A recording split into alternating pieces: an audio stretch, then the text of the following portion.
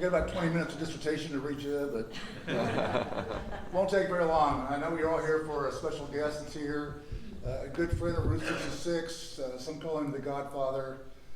Some people call him the sheriff of the route. We have all kinds of names. We like calling him one of our dearest friends. Please welcome Mr. Michael Wallis.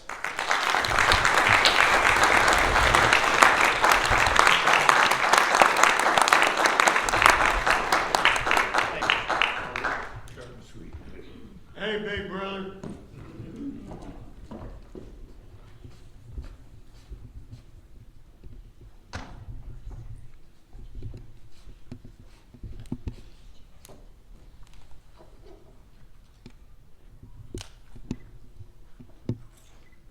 You know, it's always good for me to be back home in Missouri.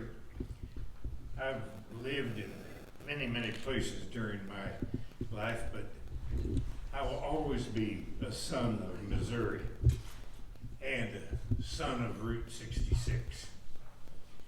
So allow me to tell you a little bit about Route 66, the old road I know so well and have traveled for almost 80 years, back when the Mother Road was still a teen mother. Today, more than 85% of the highway remains for travelers who come from literally around the world to experience a journey on this linear village that stretches from Chicago to Santa Monica. Now, next year, there will be many more domestic and especially international travelers when we celebrate the 100th anniversary of Route 66. Each of the 8 states have formed centennial commissions, as well as many of the larger cities on the route, including, of course, my adopted town of Tulsa, now officially known as the capital of Route 66. Ken Busby, who's with me tonight, the very talented executive director of the Route 66 Alliance, a nonprofit I founded, is a major figure in both the state and local commissions. He is also my wingman, as is Reeves Martin, president of the Oklahoma 66 Association, and a stalwart 66 Pro working for the National Trust. More than 2 years ago, the U.S. Congress passed legislation creating the U.S. Route 66 Centennial Commission. Former House Speaker Nancy Pelosi, a fan of my writing, nominated me for the commission, and President Biden honored me with a presidential appointment. Our commission is charged with identifying and recommending significant projects, events, and activities that not only honor the Mother Road, but also promote and boost preservation, tourism, and marketing. To say we are busy is a total understatement. And although my work encompasses many of my passions, including, of course, writing and film work, it always seems that Route 66 keeps calling me back. This venerable old road stays alive because we truly realize it's one long village. When I look up right now, I see 66 starting in Chicago, stretching from Lake Michigan across 2/3 of the continent till it finally ends at the Pacific, the beaches of Santa Monica. And along the way, those of us who live on the route or else travel the various alignments have become familiar with the diverse and distinctive neighborhoods that make up this linear village called 66. So I'm looking at 66 right now, and what I see is a crooked road. And crooked roads are roads of genius. Roads of improvement are straight roads, super slabs. You might as well be on an airport runway. What I don't see our state borders, our county lines, or city limits. I see a seamless crooked village through those 8 states, coming right through Joplin and on west. As you may imagine, I have literally hundreds of stories about Route 66, including some that I will never share with anyone. Although I do have a couple bail bondsman's cards in my wallet. However, most of the stories I'm more than willing to tell. And like any good storyteller, I always try to make the story improve with each telling. But today I'm going to turn to a few of my favorites, and some of you may have heard them before, but no matter. These stories are very personal to me and will help you understand the importance of preserving this path of varicose asphalt and concrete for future generations. They also explain just why I had to write my book, Route 66, the Mother Road, back in 1990. So I want to give you a little sharp yarn from the heart and soul of Route 66 country. This episode occurred some years back during a tour of the Smithsonian Institution. My wife Suzanne and I would lead these tours down 66 for the Smithsonian, for the National Trust. And on this particular trip, it was in October, and we had a busload of intrepid and stalwart Smithsonian Institute associates out on the old road going all the way to Santa Monica.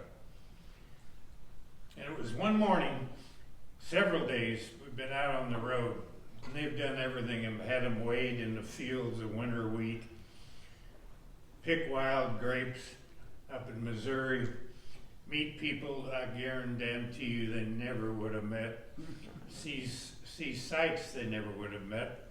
And I like these people because they got used to me, just like the Pixar teams did years later when I took them out on the road and we developed the Cars movies. Like me, they also like to stop a lot. Now, I like to stop about every 300 yards. Yeah, my father would be turning in his grave, you know. You couldn't get that man to stop. But it's very important to really get into the land and in the road and the people that live and make a living along that road. So here we are on the pristine piece of road between Tulsa and Oklahoma City. And we were fueled by a meal I pretty much thought was worth dying for at the Rock Cafe back in Stroud. We were outside of Chandler, and I asked our trusty bus driver, I always like to get this man driving the bus, Joe Shoulders. He was the big brother of Jim Shoulders, a world champion rodeo cowboy. Good bus driver. And I told him to ease that big bus over to the shoulders of the road. So we pulled right in next to a bar ditch, Johnson grass. He liked it when I stopped a lot because he smoked about 2 packs of Camels a day, and he could get out and light them up, and that's what he did. And then I told our tour participants, now these were people associated with the Smithsonian, mostly from back east. Some were foreign born and came here, but none of them had really been out in our part of the country here. So it was just a joy to be with them. It was like having a busload of kids. And I told them to turn around in their seats, and there before them on this hill, on this tin building, a big tin shed was a freshly painted Merrimack Caverns sign perched on, right there on the road shoulder. And in a heartbeat, all of them were off the bus with cameras in hand. And so I moseyed around outside with Suzanne. Shoulders was lighting one cigarette off another and smiling. Everything was going very well. We were really pleased to give a fine visual treat to these Smithsonian folks. And it was about that time when I noticed one of our fledgling road warriors was just standing there. He wasn't looking up at that Merrimack Caverns. He was just standing still as a statue. And he was looking down in the field. Now his name was Jim, and he was about 50 years old. He was from Brooklyn, New York. He worked in high tech. And this trip on the Mother Road was the first time to be on the ground west of Philadelphia. Now he was a quiet man. He was prone to stutter when he spoke, sounded a little bit like Mel Tillis. He wore Coke bottle thick glasses and immaculate little hush puppies, and he always had a neat row of ballpoint pens and a plastic protector in the pocket of his sports shirt. I think he probably put them in alphabetical order every morning. And I right away noticed that he wore his trousers hiked up a bit too high. This was a man, I could tell in a heartbeat, who played it safe all of his life. Jim was predictable. And predictable's a word you don't associate with Route 66. That's part of the adventure. Now, I did learn from him that his mother was from the heartland. She was a native of Missouri, up the road a ways. And when she was a young woman during World War II, she went to a big dance, Merrimack Caverns, and all these soldiers were there from Fort Leonard Wood, and she met a New Yorker, and they hit it off, and they got hitched up. And after the war, they moved back to his town, to New York. And that's where Jim was born, back east, and he never lived anyplace else. But his mother, she told him about her part of the country and her life as a girl. And she made him promise her that someday he'd go there and find out what her life had been before she moved to the big city. So this trip down the Mother Road was not only the fulfillment of a dream for Jim, but allowed him to keep that promise that he had made to his late mother. So on this now brilliant autumn day on 66, I walked over to Jim where he was standing, and I knew what he was looking at. He wasn't interested in that sign. He was just staring down in that field below the building. And I had stopped at the same field just a couple weeks earlier with my old pal, Terrence Moore, the excellent Route 66 photographer. Terry and I had paused at that same stop to photograph the barn. And it was then that I looked in that field, and it was filled with watermelons. It was a huge field, and it spread way back to the far tree line. And I found some good melons, and I liberated one of those. Melons, and we enjoyed it that evening in Tulsa. It was late in the season. A lot of them were spoiled. And besides, I rationalized that no one would miss the melon.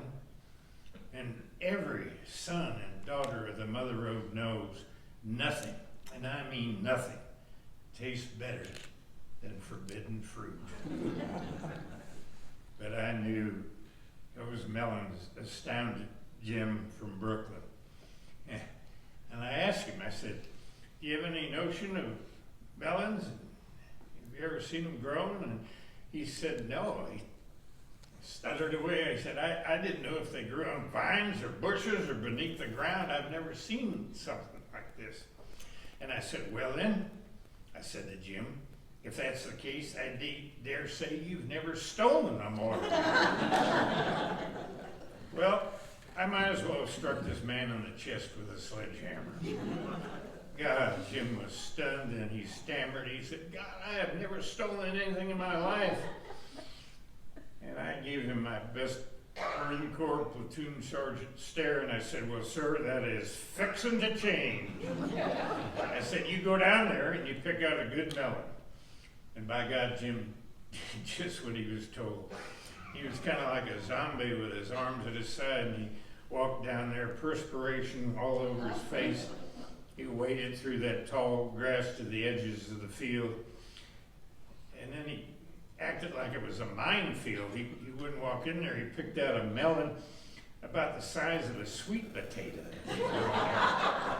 And I waved him off and I said, no, if you're going to take a melon, you can do better than that. So he finally took a couple steps in and picked out a pretty good melon. It looked ripe. It looked like it was still sweet, worthy of a resident of Flatbush. And then he's bent over that melon, and I could see he didn't have an inkling how to harvest his loot. Just tear it from the land, I told him. Break that stem and bring that melon up from the good Oklahoma earth. And by God, he did it. He snapped it, he cradled that big melon in his arms. I looked up, and Shoulders is just dying laughing. He's bent over, about ready to fall into that bar ditch. So old Jim is making his way out of the field back to the road, to the big tour bus. And here comes a car breezing along old 66, and I couldn't have planned it any better. It was the sheriff's car. Sheriff of Lincoln County, the high sheriff of Lincoln County. Now that sheriff was oblivious to us and Jim and the melon. He was no doubt intent on getting to the Rock Cafe for a meal himself, but I made the most of it. Jim, watch out! It's the high sheriff himself. Hide that melon and get. Well, I wish you could have seen that man's face.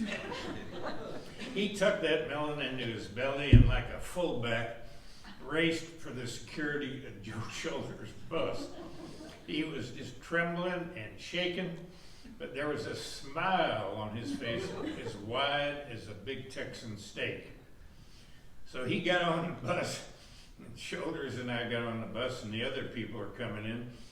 And of course, as they're walking down the aisle, they cut their eyes to see him, Harry, standing there, sitting there with that melon. You couldn't even see his eyes. They were all watered over, and he had perspiration from his armpits to his hips, and he wouldn't let that melon go. And so I told Jim to drive on, or Joe to drive on westward, and I got on our microphone because I thought I needed to do this. And I let folks know that we had a thief in our midst. And from that moment on, Jim from Brooklyn became known as Billy the Kid. And I pestered him. Everywhere we went, I told folks about his melon caper. I told clerks, I told hitchhikers, I told state patrolmen. And then I'd send him dishes and bowls of melon balls at breakfast and slices of melon at dinner and cantaloupe. At one point, out in Gallup, at the old El Rancho, I took up a collection and bought him a little Kachina doll holding a melon. And at the end of our journey, days and days later, out on the Santa Monica Pier, at a luncheon, I sent Shoulders over the market, and we presented him with a melon to lug home. Of course, he didn't do it, but he got the idea. But here's what you need to know. All the rest of that trip, on that warm October day by the melon patch, we noticed a difference in Jim. He seemed more open and outgoing. And I'll be darned, that stutter and stammer his went away.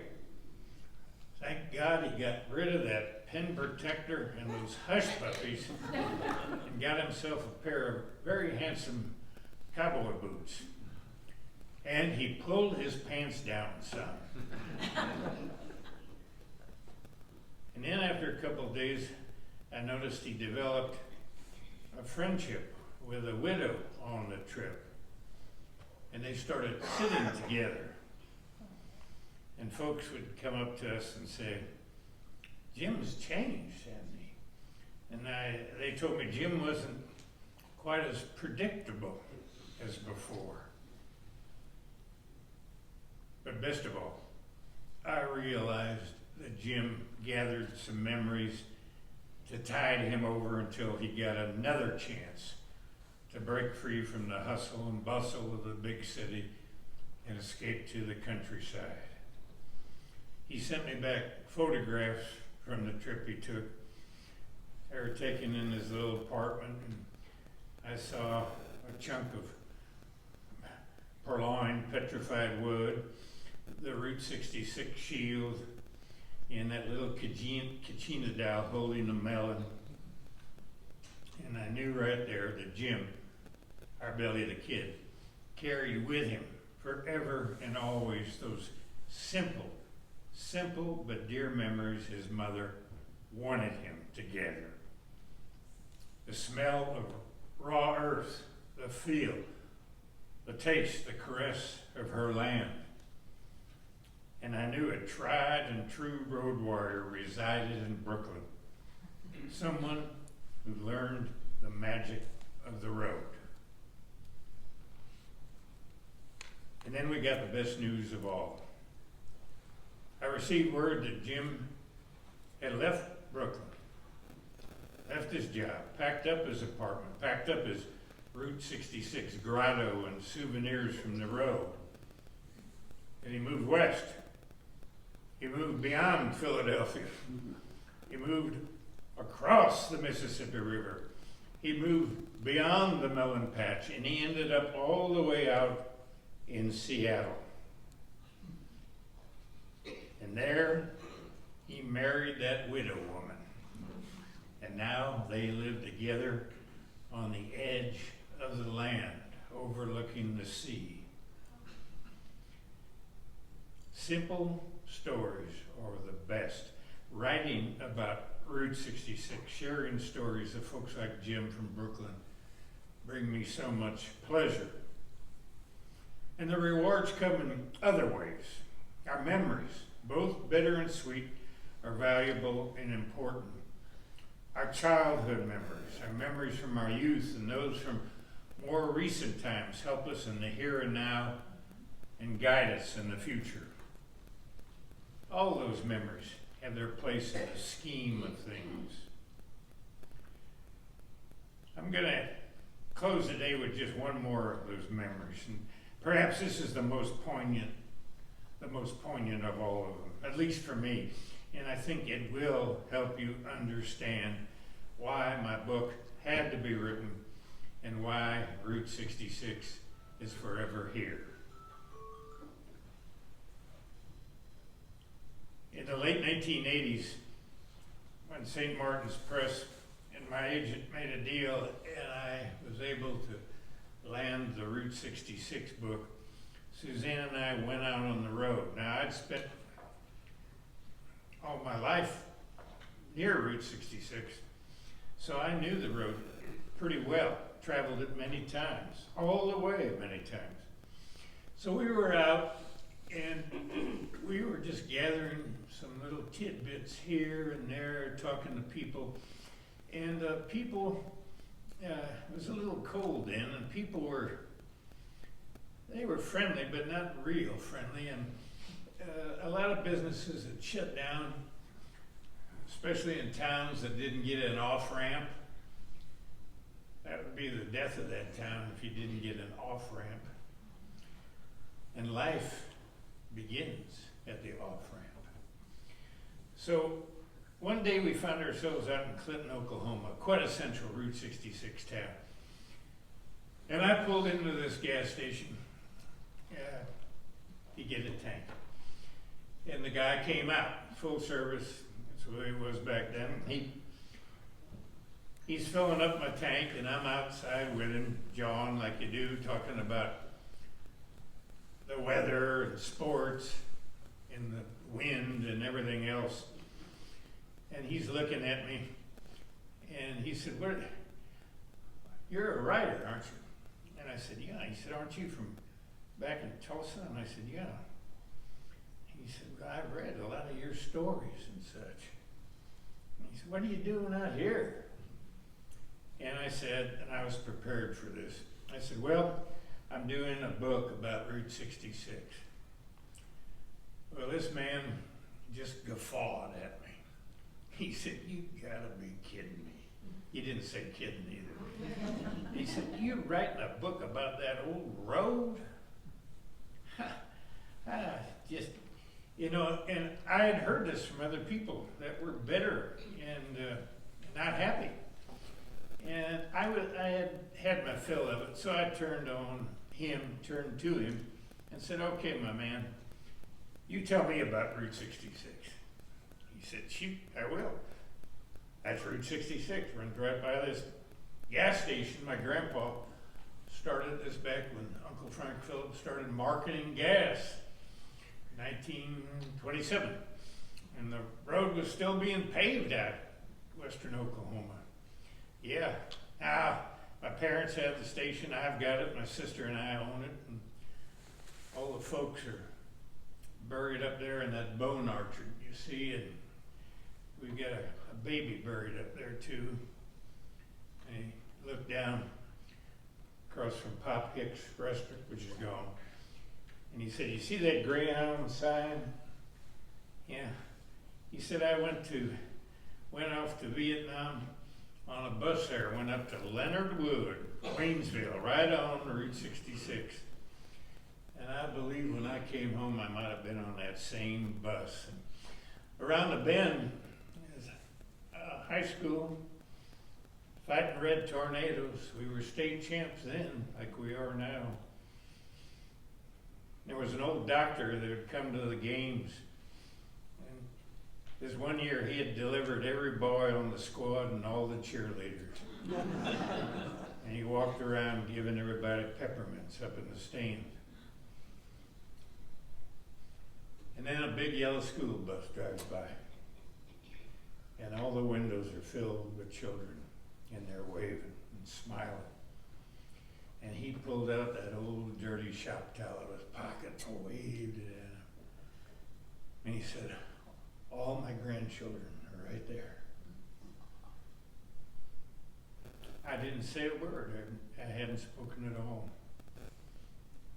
And then I looked up at him, and in the wind I could see tears rolling down his face.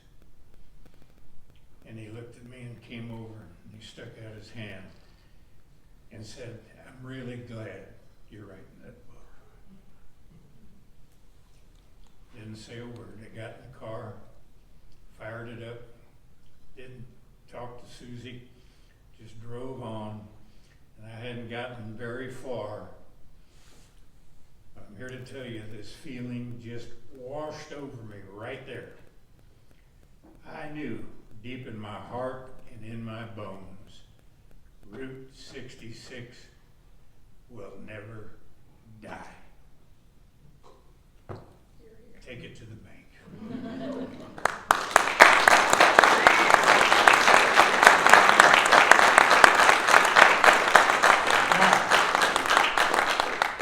I know we're going to be happy to do some questions, and I've been told that this is an especially bright audience, and very inquisitive. It's sixth grade IQ, maybe something. Yeah. Just one comment, this is being recorded by KGCS, Missouri Southern TV. So if you have, I got two people who are going to have microphones. If you want to ask Michael a question, please wait for the microphones so we can get it into the broadcast. So. Now, I might mention something else. That's a bound galley of my newest book. It debuts in June with a big launch, Bell Star.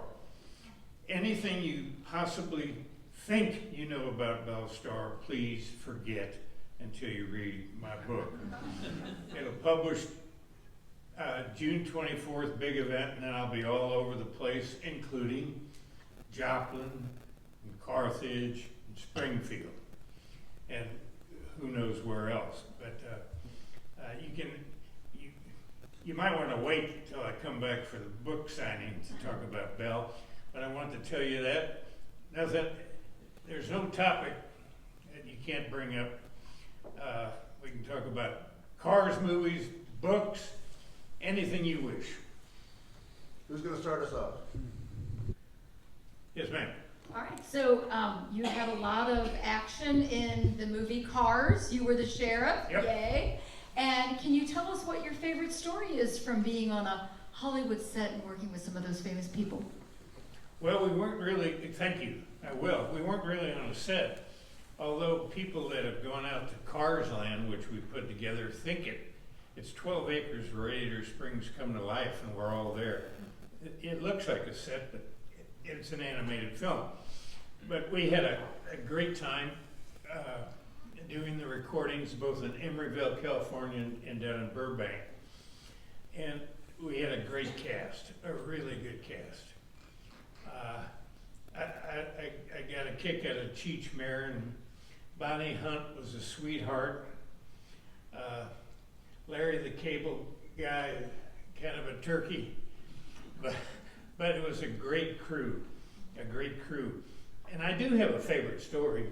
It was the world premiere of the film.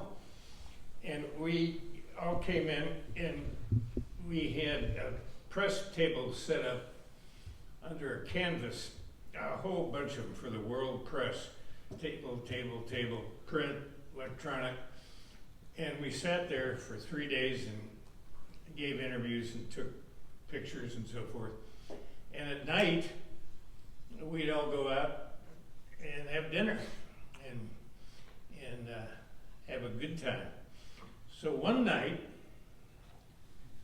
getting kind of tiresome, Paul Newman, who played Doc Hudson, who was our town doctor and also the judge, and I was as sheriff, as bailiff, and so forth. He came over to me and he said, "Why don't you and I just go off for dinner by ourselves?" And I said, "I'd love that," because I wanted to talk to him about some of his early movies that I particularly liked, and including HUD, which was made off one of my friend Larry McMurtry's early books. I liked that movie, and I liked The Hustler, about the pool sharks, and Newman was so good in that. So we talked about those movies, and he said he still couldn't eat a hard-boiled egg after shooting Cool Hand Luke, and I understood that. And then he wanted to know about some of my other books, and we talked about that, Pretty Boy Floyd, and all the bad boys and girls, and we were having a good time. Newman wasn't a very big man, you know, and he had these little half glasses on. He peered over, and he loved cold bottled beer, and he loved to race. He was a good racer himself, and so we sat there, and he said, "I need to tell you something, because you need to take this to the bank. This is you."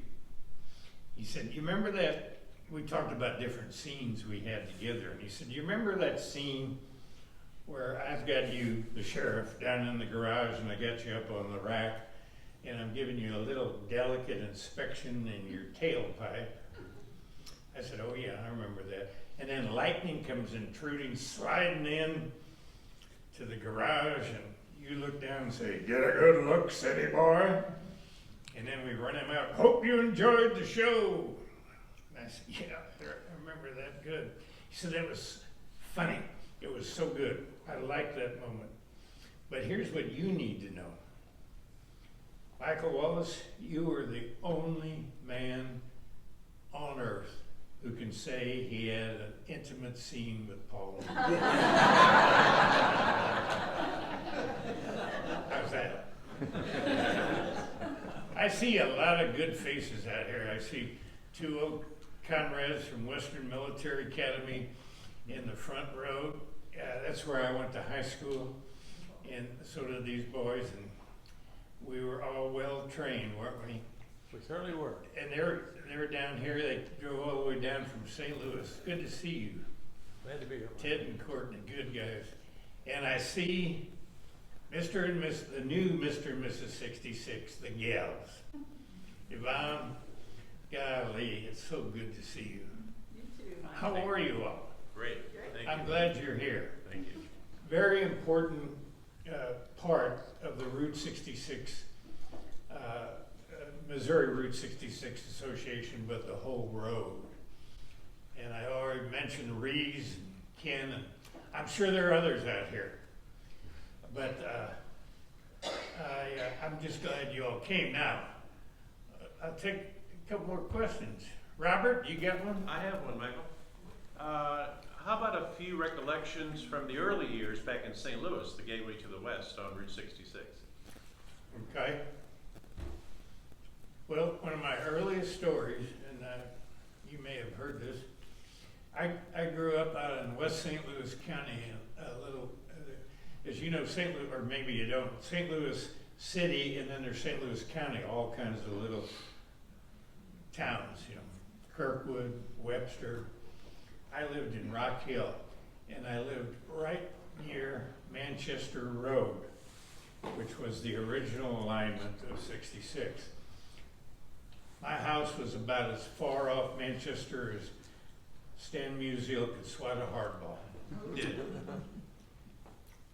And I remember learning about storytelling in that house. And I learned it this way. My old grandmother lived with us. She had an apartment in the house, attached to the house, and she was a great gal. She was born in Germany in 1875 and came to this country with her widowed mother when she was about 5 years old. And she had a whole bunch of brothers and sisters, older. And her mother met a widower on the boat, and he had a bunch of kids, so of course they got married. And they had all these kids, and they scattered all over the country. One had an orchard out in the Pacific Northwest. One went down to Australia and ranched, and some of them went back to Germany. I probably had more kinfolk fighting for the Kaiser than for General Pershing, but who knows? She was a great gal, and she married an unreconstructed Confederate named Bert Darcy. He was a Texas cowboy. His family moved down from Kentucky after the Civil War into that San Saba country. There were still Comanches and such going on down there. And he was quite a guy. The stories about him are legend. He was a pretty good writer. They called rolling papers cowboy Bibles. And he could take some Durham and he could get a roll of smoke with one hand on horseback. And he went into the 2nd Texas Regiment, Company K, in the Spanish-American War. And when he came home, he was glad to be home. It was a short war. And he went back to his father's outfit. And a cousin was getting married, so he rode into Ballinger, Texas, and went to the Mercantile to get a necktie, a cravat. And he went to that case and looked at them, and he picked out the gaudiest tie he could see, and he bought it for the wedding. And when the clerk handed it to him, a little piece of paper fell on the floor, and he picked it up and said, Marie Bonner, an address on Magazine Street in New Orleans. So he didn't think anything of it and went about his business. Well, Marie Bonner was my grandmother. And she was down in the French Quarter keeping house for her brother Johnny, who was an artist, a painter. And they lived on the edge of the quarter there. You can imagine what it was like in the late 1890s. It was very exotic, she said. You could buy a banana wrapped up in foil for a dime. She had never seen bananas before.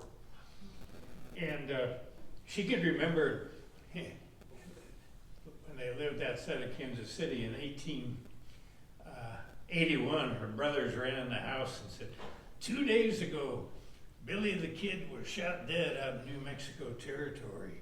And the next April, in fact, the date just passed, they ran into the house and said, the Ford boys killed Jesse James up the road. She had great stories, and she had great stories about my grandfather. Anyway, he finally took that little note and wrote her a letter, and they had a pen pal relationship. He jumped on a train and went to New Orleans and got her, and they got married. But he died before I was born. That stick I'm carrying for this injury, this cane, is black hawthorn from Ireland. That was his cane. That's what they make shillelaghs out of. So, how did I get off on that? Anyway, what were we talking about? Stories from St. Louis. St. Louis, yeah. Stories.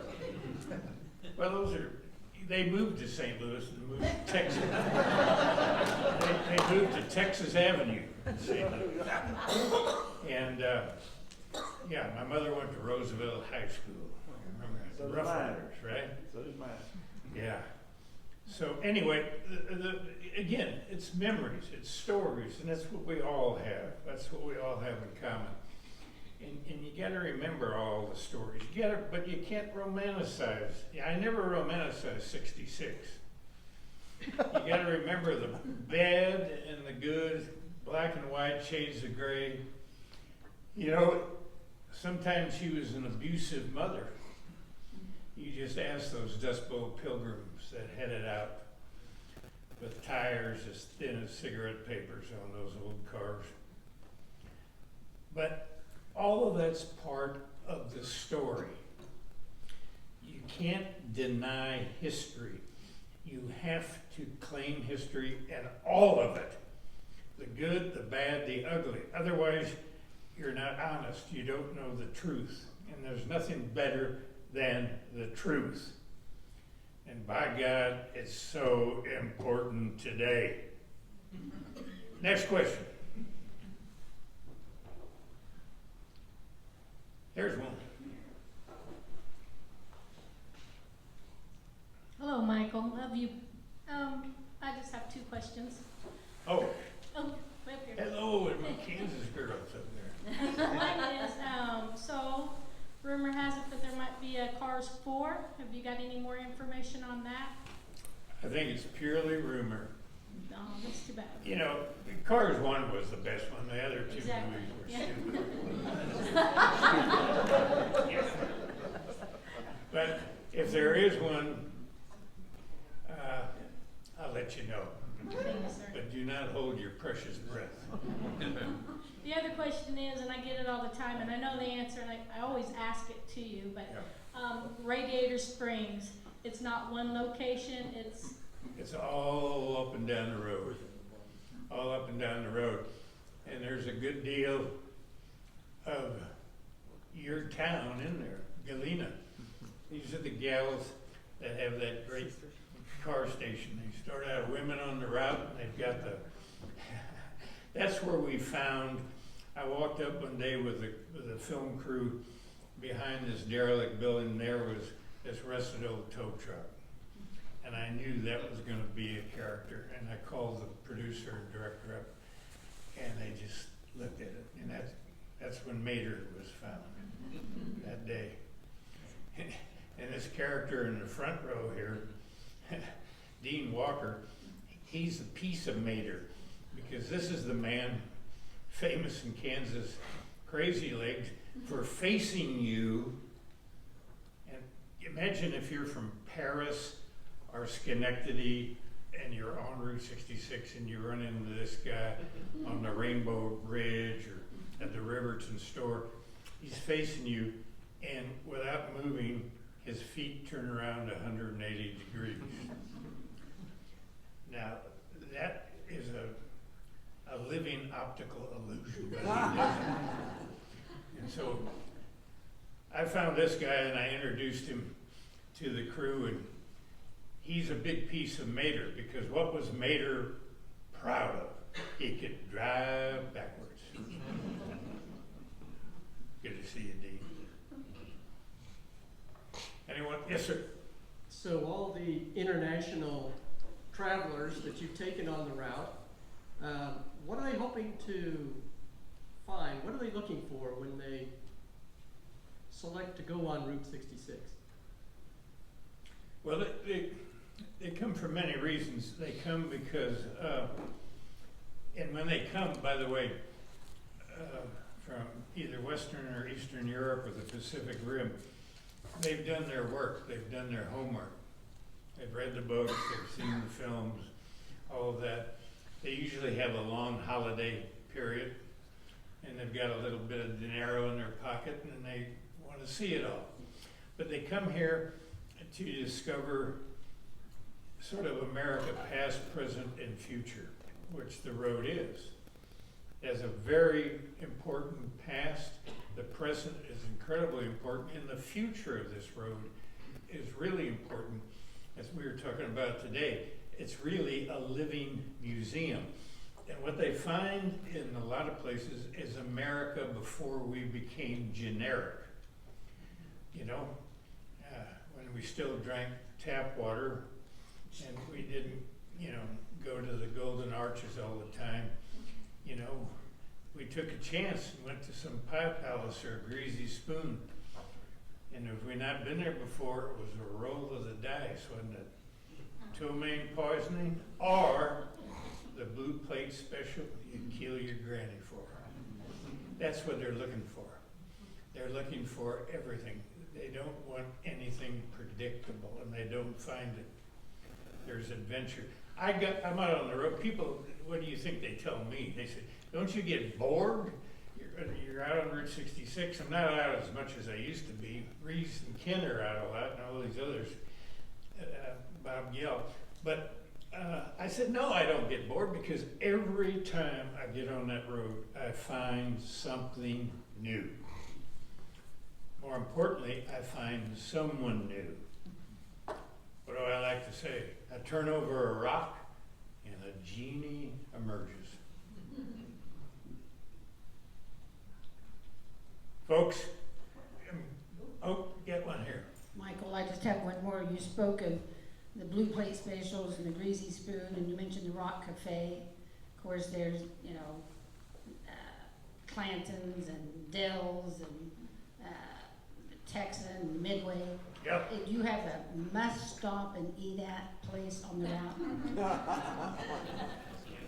I appreciate your question. By the way, Clanton's is, I learned today from Reese, is on the market. They're selling it. That's a good restaurant, and they'll find good caring people for it. Did you all know that? Okay.